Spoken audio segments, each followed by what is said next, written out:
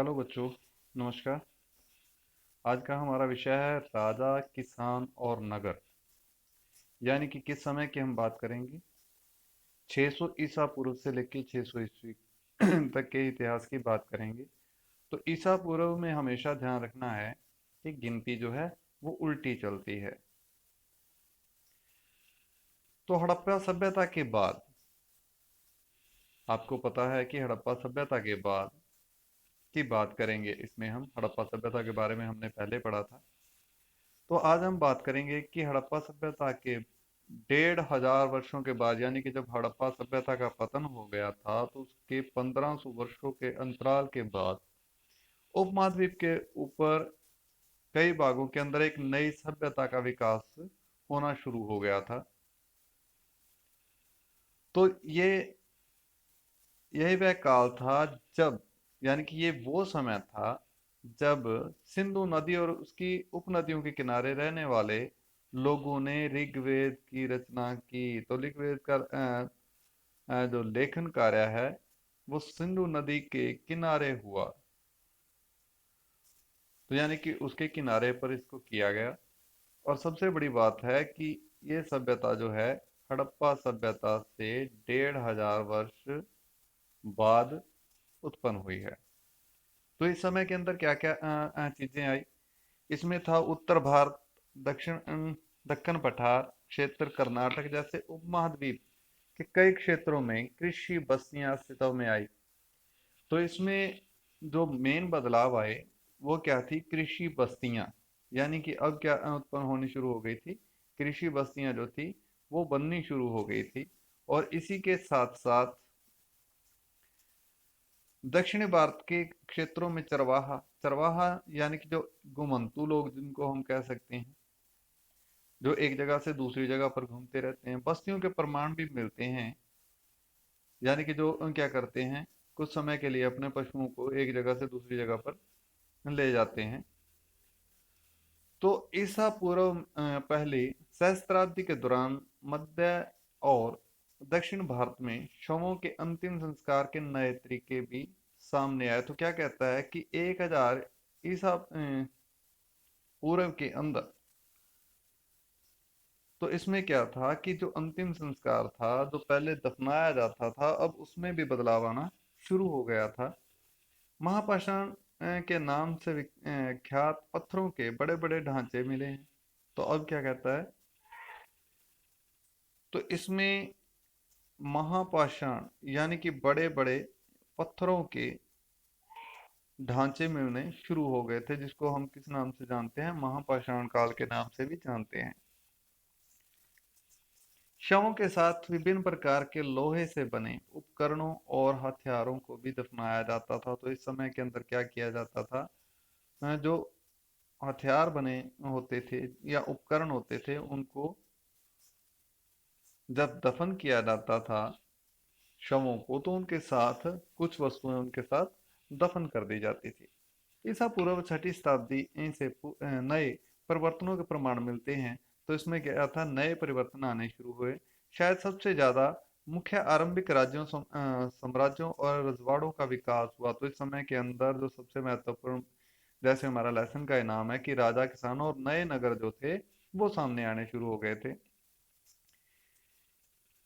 तो इनका पता कृषि उपज को संगठित करने के तरीकों से चलता है। इसी के साथ साथ लगभग पूरे उपमहाद्वीप में नए नगरों का उदय हुआ।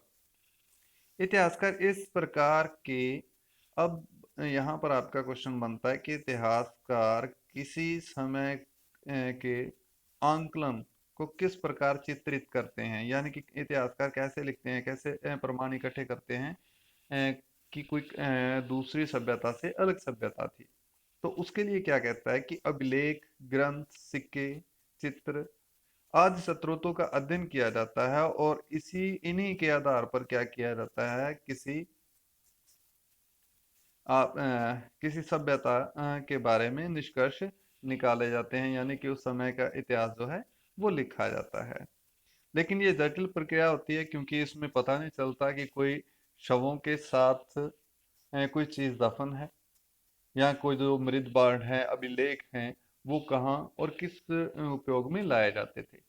और अब तक जो पुरानी भाषाएं हैं उनको पढ़ना भी बहुत मुश्किल था। लेकिन यहाँ पर बात करेंगे हम फर्स्ट पॉइंट की ओर कि प्रिसेम्प प्रिसेम्प कौन था। प्रिसेम्प एक अभिलेख विज्ञानी था जिसने क्या किया था कि सबसे पहले ब्राह्मी और ख्रोस्टी इन लिपियों को पढ़ा। क्या किया था? जेम्स प्रिसेम ने ब्राह्मी और ख्रोस्टी लिपियों को पढ़ने में महारत हासिल की थी। तो इन लिपियों का उपयोग सबसे आरंभिक अभिलेखों में अभिलेख यानी कि पत्थर या पकी हुई मिट्टी के ऊपर जो लिखे गए लेख हैं वो क्या कहलाते हैं? गोद कर जिनको लिखा जाता है अभिलेख कहलाते हैं। तो सिक्कों में किया जाता था किसका? इस भाषा का उपयोग लिखने के लिए किया जाता था। प्रिसेम को पता चला कि अधिकांश अभिलेखों और सिक्कों पर पियदसी यानी कि मनोहर मुखाकृति वाले राजा का नाम लिखा है। पियदसी जैसे आप अशोक के बारे में जानते हैं तो अशोक खुद को क्या कहते थे? पियदसी यानी कि सुंदर मुख वाला, यानी कि मनोहर मुखाकृति वाला राजा, सुंदर दिखने वाला। कुछ अभिलेखों पर राजा का नाम अशोक भी लिखा है। तो पियादसी शब्द किसके लिए उपयोग किया गया है? अशोक के लिए। बौद्ध ग्रंथों के अनुसार अशोक सर्वाधिक प्रसिद्ध शासकों में से एक था। इस शोध से आरंभिक भारत के राजनीतिक इतिहास के अध्ययन को नई दिशा मिली है, क्योंकि भारतीय और यूरोपीय विद्वानों के उपमहाद्वीप पर शासन करने वाले मुख्य राजवंशों की वंशावलियों की पुनर्रचना के लिए विभिन्न भाषाओं में लिखे अभिलेखों और ग्रंथों का उपयोग किया। परिणाम स्वरूप 20वीं सदी के आरंभिक दशकों तथा उपमहाद्वीप के राजनीतिक इतिहास का एक सामान्य चित्र तैयार हो गया। इसके बाद विद्वानों ने अपना अध्ययन राजनीतिक इतिहास के संदर्भ की ओर लगाया और यह छानबीन करने की कोशिश की कि क्या राजनीतिक परिवर्तनों और आर्थिक सामाजिक विकासों के बीच कोई संबंध था। यानी कि राजनीतिक और आर्थिक और सामाजिक जो विकास थे क्या वो एक साथ जुड़े हुए थे। शीघ्र ही यह आभास हो गया कि इनमें संबंध तो थे, लेकिन संभवतः सीधे संबंध हमेशा नहीं थे। तो अब मैंने पहले भी आपको बताया कि अभिलेख क्या थे। अभिलेख किसे कहते हैं? अभिलेख उन्हें कहते हैं जो पत्थर, धातु या मिट्टी के बर्तन हैं जैसी कठोर सतह पर खुदे यानी कि गोद कर लिखे गए लेख क्या कहलाते हैं? अभिलेख कहलाते हैं। तो इसको ध्यान में रखना है। तो अब बात करते हैं प्रारंभिक राज्य यानी कि जिन राज्यों का उदय हुआ। तो यहाँ पर हम बात करेंगे कि महाजनपद। तो उस समय के अंदर महाजनपद कितने थे? 16 महाजनपद थे। 16 महाजनपदों में कौन उनके नाम थे? वजी, मगध, कौशल, कुरुपन, चाल, गांधार। तो अगर बात की जाए कि उस समय के अंदर कितने महाजनपद थे तो 16 महाजनपद थे और ये उनमें से प्रमुख थे। कौन कौन से? वजी, मगध, कौशल, कुरु, पांचाल, गंधार, अवंती। ये सबसे महत्वपूर्ण महाजनपद थे जिनको हम आसानी से गिन सकते हैं। और इनमें से सबसे शक्तिशाली महाजनपद कौन सा था? तो मगध सबसे शक्तिशाली महाजनपद था। अधिकांश महाजनपदों पर राजा का शासन होता था, लेकिन गण और संघ के नाम से प्रसिद्ध राज्यों में में कई लोगों का समूह शासन करता था। तो अब क्या कहते हैं कि जो गण होता था या संघ होता था, जिसमें क्या था कि कई राज्यों के आप संघ लगा सकते हो, यानी कि वो जो जुड़े हुए राज्य थे तो उनके ऊपर क्या होता था? कई लोग शासन करते थे, ना कि केवल एक ही राजा शासन किया करता था। भगवान महावीर और भगवान बुद्ध इन्हीं गणों से संबंधित थे। तो अब क्या कहते हैं कि इन्हीं गणों से संबंधित कौन थे? महावीर और भगवान बुद्ध। यानी कि महावीर कौन थे? जिन्होंने जैन धर्म की स्थापना की, और भगवान बुद्ध जिन्होंने बौद्ध धर्म की स्थापना की। तो वही संघ की ही भांति कुछ राज्यों में भूमि सहित अनेक आर्थिक स्रोतों पर राजा गण समूह के नियंत्रण रखते थे। यद्यपि स्रोतों के अभाव में इन राज्यों के इतिहास पूरी तरह लिखे नहीं जा सकते। लेकिन ऐसे कई राज्य लगभग 1000 साल तक बने रहे हैं। तो क्या कहता है कि ऐसे राज्य हैं जो उनके ऊपर जो क्या थे, गण थे, जो क्या थे, गण थे, और जिनके ऊपर कई लोग शासन किया करते थे। तो ये राज्य 1000 साल तक बने रहे। कितने समय तक बने रहे हैं? 1000 साल तक बने रहे हैं। तो यहाँ पर हम देखें कि जनपद क्या है। जनपद का अर्थ क्या है? एक ऐसा भूखंड है जहाँ कोई जन यानी कि लोग, कुल या जनजाति अपना पांव रखता है अथवा बस जाता है। इस शब्द को प्रयोग प्राकृतिक व संस्कृत दोनों में मिलता है। तो क्या कहता है कि जनपद क्या है? जनपद एक ऐसा भूखंड है जहां किसी जन यानी कि लोग, कुल या जनजाति ने जहां पर अपने पांव रखे हैं, जहां बसने की कोशिश की है, तो उसको क्या बोला गया? महाजनपद उसको जनपद बोला जाता है। प्रत्येक महाजनपद एक राजधानी की एक राजधानी होती थी, जिसे प्राय किले से घेरा जाता था। किलेबंद राजधानियों के रख रखाव और प्रारंभिक सेनाओं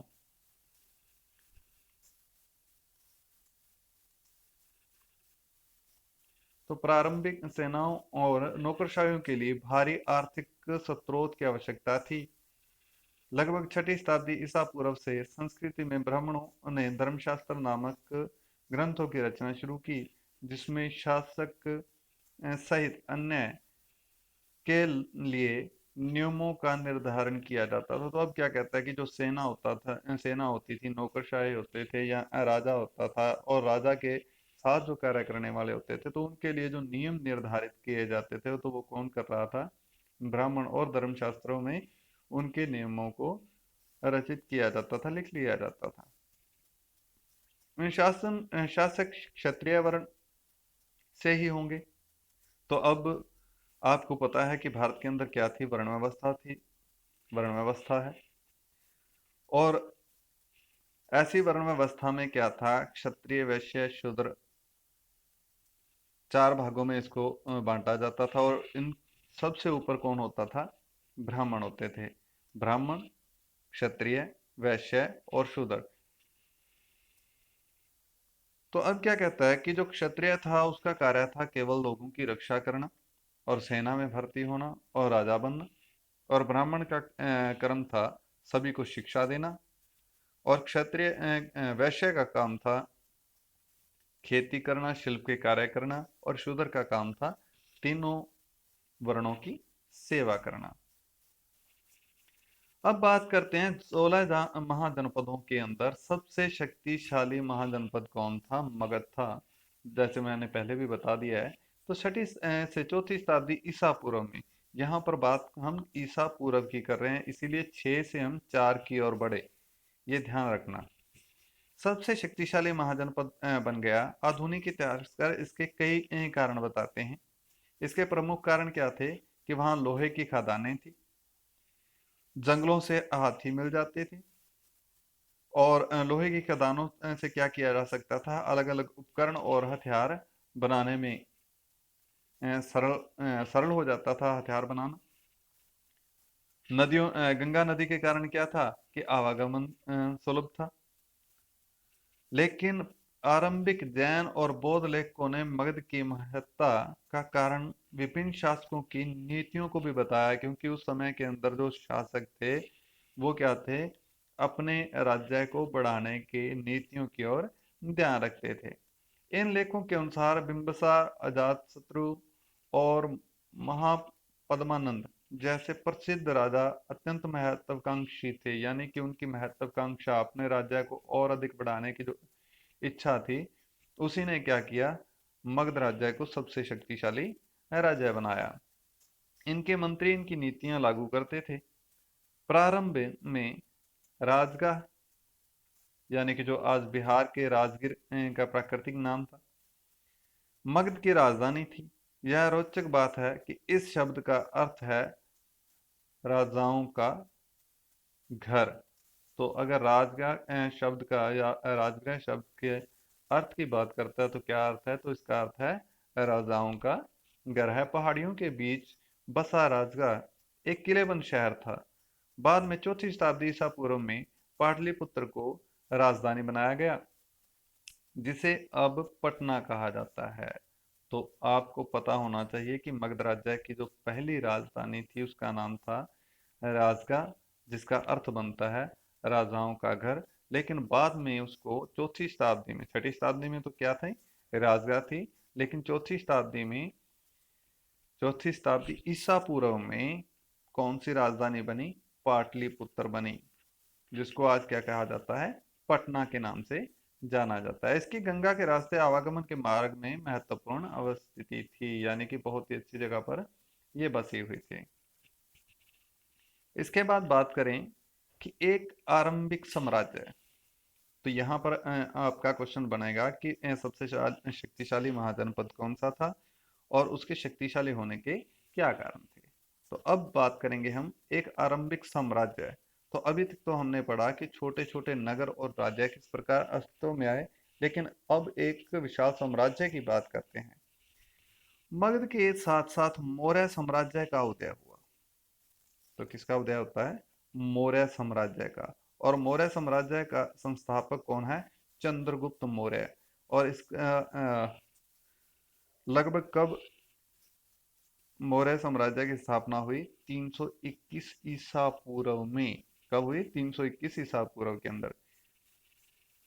मौर्य साम्राज्य का शासन पश्चिमोत्तर में अफगानिस्तान, और ये कहां से कहां तक फैला हुआ था ये भी ध्यान में रखना क्योंकि आपका क्वेश्चन आएगा। तो पश्चिमोत्तर में अफगानिस्तान और बलूचिस्तान तक फैला हुआ था। उनके पुत्र अशोक ने, जिन्हें आरंभिक भारत का सर्वप्रसिद्ध शासक माना जा सकता है, कलिंग पर विजय प्राप्त की। तो कलिंग पर विजय किसने प्राप्त की थी, जिसे कोई भी शासक नहीं जीत पाया, तो उसको जीतने का कार्य अशोक ने किया था। लेकिन अशोक ने इसके बाद युद्धों में भाग लेना बंद कर दिया था। तो मौर्य साम्राज्य के बारे में जानकारी प्राप्त करते हैं। तो लेकिन इसका ध्यान में रखना है आपको कि मगध के विकास के साथ साथ अब क्या था कि मौर्य साम्राज्य की स्थापना भी हुई, और उसका शासक था, संस्थापक था चंद्रगुप्त मौर्य। लेकिन चंद्रगुप्त मौर्य का जो पुत्र था, जिसका नाम अशोक था, तो अशोक ने क्या किया, कलिंग को विजिट किया, यानी कि कलिंग को जीत लिया था। अब बात करते हैं मौर्य वंश के बारे में। मौर्य साम्राज्य के इतिहास की रचना के लिए इतिहासकारों ने विभिन्न प्रकार के स्रोतों का उपयोग किया। इनमें पुरातात्विक प्रमाण भी शामिल हैं। विशेष विशेषतया मूर्तिकला। मौर्यकालीन इतिहास के पुनर्निर्माण हेतु समकालीन रचनाएं भी मूल्यवान हैं। तो यहाँ पर क्या क्या चीजें ली गई, मूर्तिकला, रचनाएं, जिनसे क्या किया जाता है, इतिहास को लिखने में आसानी होती है। जैसे चंद्रगुप्त मौर्य के दरबार में आए यूनानी राजदूत, चंद्रगुप्त मौर्य के दरबार में कौन सा यूनानी राजदूत आया, तो उसका नाम था मैग्थनीज। क्या नाम था, मैग्थनीज। आज इसके द्वारा अंश ही उपलब्ध हैं। एक और स्रोत जिसका उपयोग प्राय किया जाता है वह है अर्थशास्त्र। अर्थशास्त्र किसने लिखी, चाणक्य यानी कि कौटिल्य, कौटिल्य के द्वारा लिखी गई रचना है। तो यहाँ पर आपका एक एक नंबर का ये भी क्वेश्चन बनेगा कि मैग्थनीज ने कौन सी पुस्तक लिखी, तो उसकी पुस्तक का नाम था इंडिका। अर्थशास्त्र किसने लिखी, कौटिल्य, जिसको चाणक्य के नाम से भी जाना जाता है। जो चंद्रगुप्त के मंत्री थे, साथ ही मौर्य शासकों का उल्लेख प्रवर्तित जैन, बौद्ध और पौराणिक ग्रंथों तथा संस्कृत वन्य में भी मिलता है। यद्यपि उक्त साक्ष्य बड़े उपयोगी हैं, लेकिन पत्थरों और स्तंभों पर मिले अशोक के अभिलेख प्राय सबसे मूल्यवान स्रोत माने जाते हैं। तो अगर बात करते हैं कि मौर्य साम्राज्य की अगर बात की जाए कि उसका इतिहास लिखा जाए, तो किन किन चीज़ों से लिखा जा सकता है, उनकी मूर्तियों से उस समय की, या जो उस समय की रचनाएं थी, जैसे मैग्थनीज की रचना, इनका अर्थशास्त्र कौटिल्य की रचना, या बौद्ध और जैन धर्मों के जो ग्रंथ लिखे गए उनके बारे में से शासन लिए जा सकते हैं, या अशोक ने जो उस समय के अंदर जो स्तंभों का निर्माण करवाया, जो स्तंभ यानी कि जो पत्थर पर लिखे गए लेख थे, अभिलेख थे, उनसे भी इनकी जानकारी प्राप्त की जा सकती है। अशोक में पहला सम्राट था जिसने अपने अधिकारियों और प्रजा के लिए संदेश प्राकृतिक पत्थरों और पॉलिश किए हुए स्तंभों पर लिखवाए थे। अशोक ने अपने अभिलेखों के माध्यम से धर्म का प्रचार किया। तो अपने द्वारा बनाए गए धर्म का प्रचार किसने करवाया था? अशोक ने करवाया था। और किसके माध्यम से? अभिलेखों के माध्यम से। इनमें बड़ों के प्रति आदर, सन्यासियों और ब्राह्मणों के प्रति उदारता, सेवकों और दासों के साथ उदार व्यवहार तथा दूसरों के धर्मों और परंपराओं का आदर शामिल था। यानी कि अशोक जो था इतना महान शासक था कि जिसने किसी के बेधर्म के ऊपर उंगली नहीं उठाई, बल्कि उनका सम्मान किया, आदर किया। अब बात करते हैं साम्राज्य का प्रशासन। मौर्य साम्राज्य के 5 प्रमुख राजनीतिक केंद्र थे। तो मौर्य साम्राज्य के 5 केंद्रों के नाम लिए जाएं तो सबसे पहला केंद्र था पाटलिपुत्र, जो उसकी राजधानी थी। और 4 अन्य केंद्र जो था, प्रांतीय केंद्र, तक्षशिला, उज्जैनी, तौसिल और स्वर्णगिरी। स्वर्णगिरी इन सब का उल्लेख अशोक के अभिलेखों में किया गया।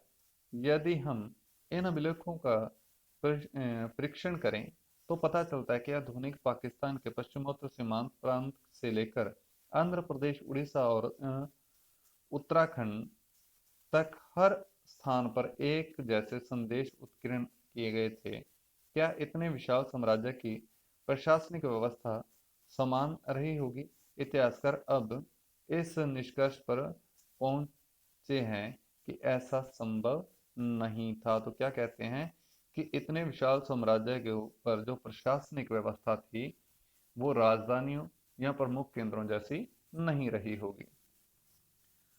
साम्राज्य में शामिल बड़े क्षेत्र विविध और भिन्न भिन्न प्रकार के थे। जहां अफगानिस्तान के पहाड़ी क्षेत्र और वहां उड़ीसा के तटवर्ती क्षेत्र। यह संभव है कि सबसे प्रबल प्रशासनिक नियंत्रण साम्राज्य की राजधानी तथा इसके आसपास के प्रांतीय केंद्रों पर हो। इन केंद्रों का चयन बड़े ध्यान से किया गया। तक्षशिला और उज्जैनी दोनों लंबी दूरी वाले महत्वपूर्ण व्यापार मार्ग पर स्थित थे, जबकि स्वर्णगिरी अर्थात सोने के पहाड़, स्वर्णगिरी शब्द का अर्थ अगर आ जाए आपके लिए, छोटा क्वेश्चन आए तो क्या देना है? सोने के पहाड़, जो कर्नाटक में सोने की खदान के लिए उपयोग किया जाता है। साम्राज्य के संचालन के लिए भूमि और नदियों दोनों मार्गों से आवागमन बना रहना अत्यंत आवश्यक था। राजधानी से प्रांतों तक जाने में कई सप्ताह या महीनों का समय लग जाता था। तो आपको पता है कि उस समय के अंदर आवागमन इतना अधिक तो था, लेकिन उसके लिए किन का उपयोग किया जाता था? भूमि मार्ग और नदियों द्वारा जाया जाता था, क्योंकि ऐसे जो आज साधन हैं हमारे पास, कारें हैं, बसें हैं, ऐसे साधन नहीं थे। घोड़ों और पैदल यात्रा उस समय के अंदर की जाती थी या नावों के द्वारा यात्रा होती थी। राजधानी से प्रांतों तक जाने में कई सप्ताह या महीनों का समय लगता होगा। इसका अर्थ यह है कि यात्रियों के लिए खान पान की व्यवस्था और उनकी सुरक्षा भी करनी पड़ती होगी। यह स्पष्ट प्रतीत होता है कि सेना सुरक्षा का एक प्रमुख माध्यम रही होगी। मैग्स्थनीज ने सैनिक गतिविधियों के संचालन के लिए एक समिति और 6 उप समितियों का उल्लेख किया है। तो उस समय के अंदर जो प्रशासनिक सेवा थी उसमें क्या था? सैनिक गतिविधियों का संचालन करने के लिए एक समिति और 6 उप समितियां बनाई गई थी। इनमें एक का काम नौसेना का संचालन था, दूसरा यातायात और खान पान का संचालन करती थी, तीसरी का काम पैदल सैनिकों का संचालन, चौथी का अश्वारोहियों, पांचवी का रथारोहियों तथा छठी का काम हाथियों का संचालन करना था। दूसरी उपसमिति का दायित्व विभिन्न प्रकार का था। उपकरणों के ढोने के लिए बैलगाड़ियों की व्यवस्था, सैनिकों के भोजन और जानवरों के लिए चारे का व्यवस्था करना, सैनिकों की देखभाल के लिए सेवकों और शिल्पकारों की नियुक्ति करना। तो ये सारे कार्य क्या थे? उन समितियों और उप समितियों के अंदर बटे हुए थे। अशोक ने अपने साम्राज्य को अखंड बनाए रखने का प्रयास किया। ऐसा उन्होंने धर्म का प्रचार द्वारा भी किया। जैसा कि हमने अभी ऊपर पढ़ा, धर्म का सिद्धांत बहुत ही साधारण और सार्वभौमिक था। अशोक के अनुसार धर्म के माध्यम से लोगों का जीवन इस संसार और इसके बाद के संसार में अच्छा रहेगा। धर्म के प्रचार के लिए धर्म महामात्रों की नियुक्ति भी की गई थी। तो अब क्या कहते हैं, धम्म महामात्र कौन थे? जो धर्म का प्रचार करने के लिए अशोक द्वारा जो अधिकारी नियुक्त किए गए थे उनको क्या बोला गया? धम्म महामात्र या धम्म महामात्र। तो इसको ध्यान में रखना है आपको। आज के लिए केवल इतना ही। तो इसमें से जितने भी क्वेश्चन बनेंगे वो आपको करने हैं। बाकी का लेसन हम कल को करेंगे।